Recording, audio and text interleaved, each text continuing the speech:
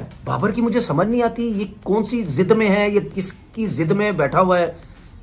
ठीक है, अब जाहिर सी बात है यार, अब हम भी कहीं ना कहीं थोड़े से सख्त लफ्ज यूज करना शुरू करेंगे ना। ऐसा तो नहीं है ना यार कि आपकी सपोर्ट में लगे रहेंगे। ठीक है, लगे रहेंगे, कोशिश भी करेंगे, लेकिन आप भी तो कुछ करो भाई। अगर बाबर आजम जिस तरीके से बैटिंग करता है इस विकेट के ऊपर, ठीक है, तो बाबर आजम ना स्वीप शॉट्स खेलता है, ना Babar Azam down the wicket निकल के खेलता है। डाउन द विकेट निकल का मतलब ये नहीं कि छक्के मारो, जिस तरह बाकी चारों पांचों प्लेयर्स की मैंने एग्जांपल दी है कि वो निकल के सामने सिंगल लेते हैं, या बेशक डॉट बॉल भी खेल लेते हैं। स्वीप शॉट्स खेलोगे या डाउन द विकेट निकल के खेलोगे, बैट्समैन बॉलर जो सेंटर में बॉल कर रहा है, जो सबसे मुश्किल बॉल होता है बैट्समैन के लिए, जहां से बॉल ब्रेक होकर बाहर निकलता है या आर्म बॉल होता है, तो वो तो सारी लाइन ये चारों पांचों खराब कर देते हैं बैट्समैन बॉलर की। तो बाबर आजम तो हावी करता है अपने आप को, बॉलर्स को अपने ऊपर हावी करता है, क्योंकि ना वो स्वीप शॉट्स खेलता है, ना वो रिवर्स शॉट्स खेलता है, ना वो डाउन द विकेट निकलता है। तो मेरा सवाल बाबर से ये है कि यार एक चीज मुझे ये बताओ कि आप अपनी फॉर्म कैसे लाओगे वापस। जिस तरह यहां की पिचेस बन रही हैं पाकिस्तान में, तो आप तो नहीं इतनी आसानी से रन्स कर सकते।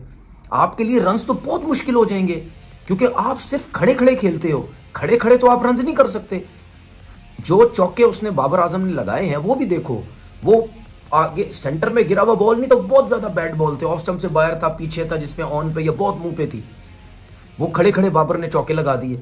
लेकिन जब आपको स्ट्रेच करना पड़ेगा और जब सेंटर में बॉल गिर रहा होगा, तो आप कैसे उसको खेलोगे, टैकल कैसे करोगे? इस तरह तो आप रन ही नहीं कर सकते कभी भी। फास्ट बॉलर आता है, सेंटर में बॉल गिरता है, बाबर के स्विंग सीम होता है, वहां पे बाबर को प्रॉब्लम हो रही है। स्पिनर आता है। अब मुझे एक बात बताएं, बाबर की एवरेज टेस्ट क्रिकेट में 50 की एवरेज थी, ठीक है, वो करते कराते 42 पे आ गई है। अब ये जो 42 की एवरेज आई हुई है बाबर की, ठीक है, हम अभी भी कहते हैं सबसे अच्छा प्लेयर है सबसे, लेकिन 42 एवरेज आप रिजवान के साथ खड़े हो गए हैं, तकरीबन आप सलमान आगा के साथ खड़े हो गए हैं। सऊद शकील 50 की एवरेज पे खेल रहा है, तो जब आप उनकी साथ आके खड़े होंगे तो फिर क्या बोलेंगे लोग ये बोलेंगे कि जी बाबर सबसे अच्छा प्लेयर है। आपकी एवरेज तो उनके साथ आने लग गई है, आप उनके साथ खड़े होने लग गए। तो जिस तरीके से आप आउट हो रहे हैं पाकिस्तान की कंडीशन में, जिस तरह स्पिन ट्रैक्स बन रहे हैं, और इसी तरह ही बनेंगे मुझे अब लगता है, क्योंकि वो तो हमारे लोग तो कोशिश ही नहीं करेंगे कि यार फास्ट बॉलिंग के हिसाब से कोई पिचेस बने, क्योंकि वो तो दूसरी टीम फायदा उठा जाएगी। हमें सिर्फ एक ही एडवांटेज है कि हम इसी तरह स्पिन ट्रैक्स बनाते हैं, उसी में ही हमारे प्लेयर्स 300-400 450 रन करें तो दूसरी टीम को 2 दफा ये जल्दी आउट करने की कोशिश करते हैं। तो हम तो इसी किस्से की पिचेस बनाएंगे। तो बाबर जो प्रैक्टिस करता है, वो क्या प्रैक्टिस करता है? अभी बाबर ने कोई 40-45 बॉल्स खेली होंगी, कितने स्विप शॉट्स खेल दिए बाबर ने, कितने रिवर्स स्विप खेल दिए, कितनी डाउन द विकेट निकल के खेल लिया।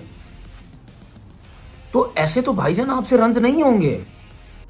दूसरे भी इसी विकेट पे खेल रहे हैं, कोई हल तो निकालो ना। खड़े खड़े कुछ भी नहीं होगा। जब तक आप हल नहीं निकालोगे, आप इसी तरह ही आउट होते रहोगे, और आपकी एवरेज अब जो 42 पे है, वो आप 42 से 40 से नीचे आ जाओगे, आप 35-35 पे चले जाओगे। तो क्या करोगे फिर?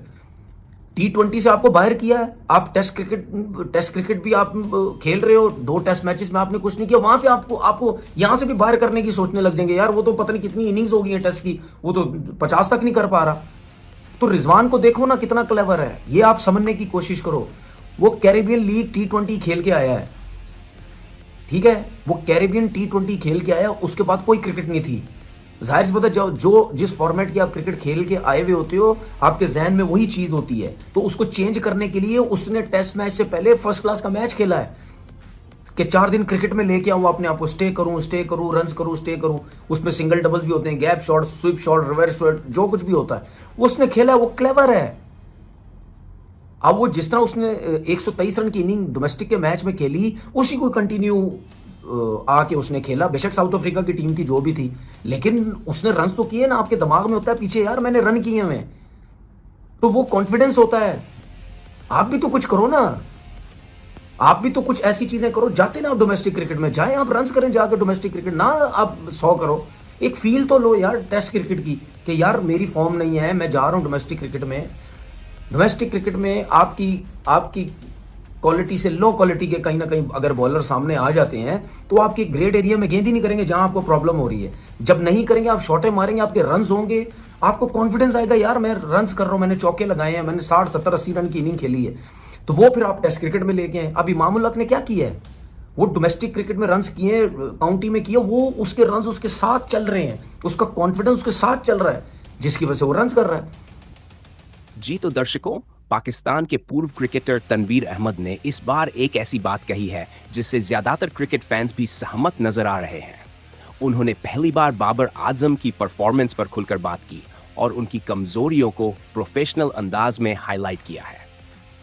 तनवीर अहमद के मुताबिक बाबर आजम एक वर्ल्ड क्लास खिलाड़ी जरूर है, लेकिन इस वक्त वो अपनी खराब फॉर्म से गुजर रहे हैं। उन्होंने कहा कि बाबर को अपनी फॉर्म वापस पाने के लिए डोमेस्टिक क्रिकेट खेलनी चाहिए और वहां जाकर लगातार रन बनाने चाहिए। उन्होंने आगे समझाते हुए कहा कि जब कोई खिलाड़ी बार बार नाकाम होता है तो उसे कुछ वक्त के लिए इंटरनेशनल प्रेशर से दूर होकर डोमेस्टिक लेवल पर परफॉर्म करना चाहिए ताकि वो अपना खोया हुआ कॉन्फिडेंस वापस हासिल कर सके, क्योंकि इंटरनेशनल लेवल पर हर इनिंग प्रेशर के साथ खेली जाती है, जबकि डोमेस्टिक क्रिकेट में खिलाड़ी को अपने ऊपर काम करने, अपनी गलतियों को सुधारने और अपनी बैटिंग टेक्निक को बेहतर करने का मौका मिलता है। इसी दौरान तनवीर अहमद ने इमाम उल हक की मिसाल भी दी। उन्होंने बताया कि जब इमाम उल हक को खराब परफॉर्मेंस की वजह से टीम से ड्रॉप किया गया तो उन्होंने मायूस होने के बजाय अपनी कमियों पर मेहनत की, डोमेस्टिक क्रिकेट में वापस जाकर रन बनाए और जब उन्हें दोबारा मौका मिला तो उन्होंने शानदार इनिंग खेलकर सबको इंप्रेस किया। यही चीज हर खिलाड़ी को सीखनी चाहिए, मेहनत, सब्र और खुद पर यकीन। उसी तरह अगर बाबर आजम सच में अपनी फॉर्म वापस पाना चाहते हैं तो उन्हें भी यही रास्ता अपनाना होगा। उन्हें अपने नाम, अपने फैंस और अपनी क्लास को साबित करने के लिए डोमेस्टिक क्रिकेट में जाकर परफॉर्मेंस दिखानी होगी, क्योंकि जब एक बल्लेबाज अपने ऊपर भरोसा हासिल कर लेता है तो वो किसी भी स्तर पर कामयाब हो सकता है, चाहे वो टेस्ट हो, वनडे या T20। बाबर आजम के पास टैलेंट भी है, क्लास भी है और तजुर्बा भी। बस इस वक्त जरूरत है परफॉर्मेंस और कंसिस्टेंसी की। अगर वो यही मेहनत जारी रखें तो यकीनन वो फिर से दुनिया के टॉप बल्लेबाजों में अपना मुकाम हासिल कर लेंगे। तो दर्शकों, आपका क्या ख्याल है? क्या आप तनवीर अहमद की इस राय से सहमत है कि बाबर को डोमेस्टिक क्रिकेट खेलनी चाहिए? अपनी राय कमेंट सेक्शन में जरूर बताएं और अगर आपने अभी तक हमारा चैनल सब्सक्राइब नहीं किया है तो जल्दी से कर लीजिए ताकि आपको क्रिकेट से जुड़ी सभी ताजा खबरें, अपडेट्स और एनालिसिस वक्त पर मिलते रहें।